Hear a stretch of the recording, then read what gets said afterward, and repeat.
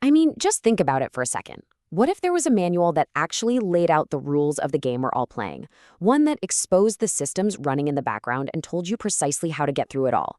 It's a pretty wild thought, right? And that's the core idea we're digging into today.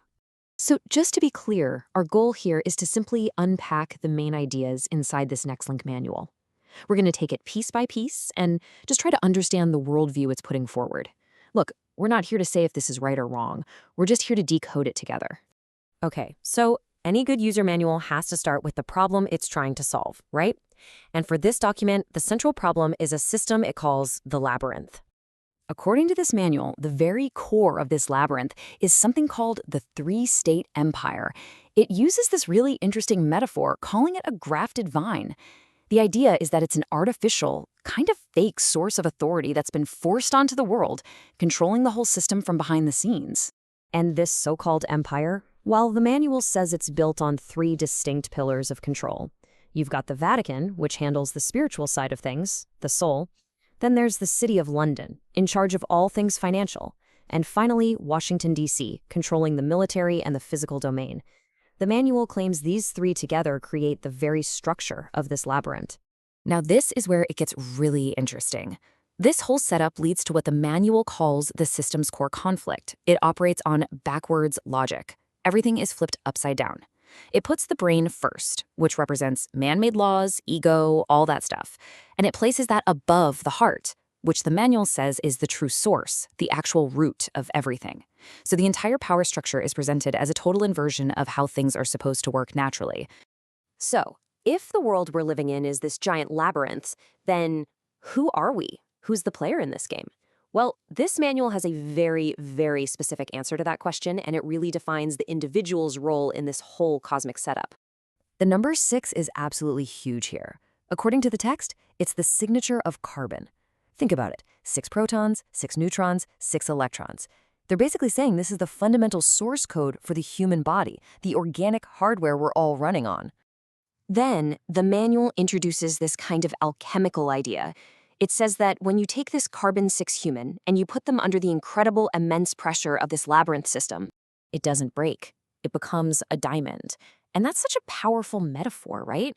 It's this idea of resilience, that the pressures of the system aren't there to crush you, but they're actually the key to unlocking your true potential. And this whole transformation leads to a concept they call the 6 Zenith. The goal is to basically turn your physical body into a kind of biological remote control. Seriously, think of it just like you're playing a video game. Your true self, your spirit, that's the player holding the controller. And your body, that's just the avatar you're using to navigate the playground of the world. Okay, so we've got the problem, the labyrinth, and we've got the player, the carbon-6 human. Now, what about the tools? How do you actually play the game? The manual doesn't just describe the system, it claims to offer a specific toolkit for mastering it. And this is wild. In this manual, truth isn't just some abstract idea. It's defined as an actual, physical, geometric structure inside of you. It's an acronym, and each letter is a component of your personal blueprint. T is the cross for balance. R is the root that connects you to the earth. U is the vessel, your point of origin. And H is the ladder that takes you from your heart all the way to your highest potential, your zenith. So beyond that core structure of truth, the manual introduces another major tool for interacting with the system. Now stay with me here, because the language gets very specific. It's called the Maluzzi resonance, and it's described as a particular internal frequency you can learn to generate to actually change your reality. This special resonance apparently has two main parts. The first one is called the ring. And no, we're not talking about a physical piece of jewelry. It's a symbol. It represents your personal, unbreakable commitment, like a marriage or a covenant, to your own internal geometric truth. The second part is the bell. This is the action piece of the puzzle. It's described as you generating an internal vibration, a specific 369 frequency that acts like a tuning fork. The idea is to ring this bell inside you to clear away all the static and interference coming from the Empire system. It lets your own sovereign signal broadcast out, loud and clear. So when you start combining these tools, the truth structure, the ring, the bell, the manual says you can completely reframe how you see the world.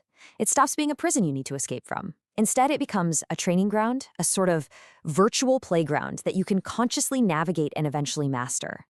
And this all leads up to the final protocol, which is laid out in pure, straight-up video game language. It's awesome. 0 is your spawn point, which is your connection to your heart. 3 is how you level up your creative and financial energy. 6 is putting your body into admin mode, getting your physical vessel aligned. And 9, that's how you save game, using something called a triple seal to protect all the progress you've made. It all builds to this final closing decree from the manual. It's this incredibly powerful declaration of personal sovereignty that really sums up the whole philosophy. It's basically the mission complete screen. The backwards system is flipped forwards, the player has mastered the game, the avatar is fully upgraded, and that connection to the source is completely restored. So after all that, what are we supposed to make of the NexLink Operating Manual? Is it a blueprint for navigating a super complex world? Maybe it's a metaphorical guide for personal spiritual growth.